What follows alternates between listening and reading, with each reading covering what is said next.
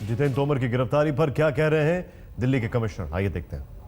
नहीं है, जो जानकारी प्राप्त करनी है जो इस केस के लिए रेलेवेंट है, तो उस बारे में मिस्टर तोमर की मदद ली जाएगी और उनसे जो भी निशानदेही की आवश्यकता है वो उनसे करवाई जाएगी। सर, इसमें जो डॉक्यूमेंट्स बनाए गए हैं, जो मार्कशीट है या सर्टिफिकेट है, क्या लगता है आपको कि इसमें कोई गैंग शामिल है या उन्होंने खुद किया है? इसकी जांच चल रही है। देखिए, इस केस का सबसे महत्वपूर्ण पहलू ही जो है यही है, क्योंकि ये डॉक्यूमेंट जो है फॉर्ज्ड है। नंबर वन, अगर ये डॉक्यूमेंट फॉर्ज्ड हैं तो ये किसने बनाए? क्या ये खुद बनाए गए या किसी से प्रोक्योर किए गए? अगर खुद बनाए गए, क्या ये सिर्फ अपने लिए बनाए गए?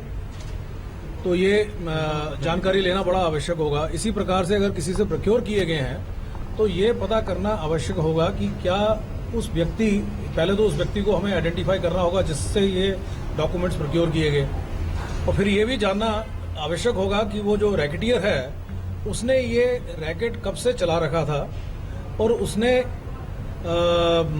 माननीय तोमर साहब के अलावा ये डॉक्यूमेंट किस किस व्यक्तियों को प्रोवाइड किए। क्योंकि एजुकेशनल जो एकेडमिक फर्जी डिग्रियां होती हैं, हमारा एक्सपीरियंस ये है कि अगर कोई बनाता है तो वो सिर्फ एक बार यूज करने के लिए नहीं बनाता, वो इस प्रकार के धंधे में लिप्त होता है और वो कई लोगों को इस प्रकार की फर्जी डिग्रियां देता है।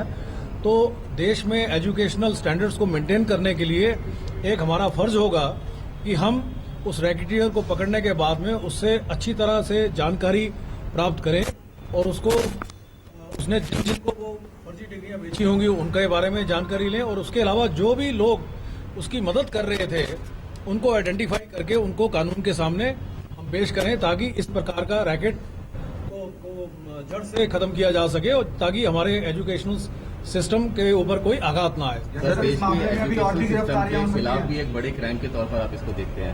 देखिए, ये कोई भी crime particularly of making false degrees है ही जो है एजुकेशनल सिस्टम के ऊपर में एक आघात होता है। सर, और भी गिरफ्तारियां इसमें हो सकती है?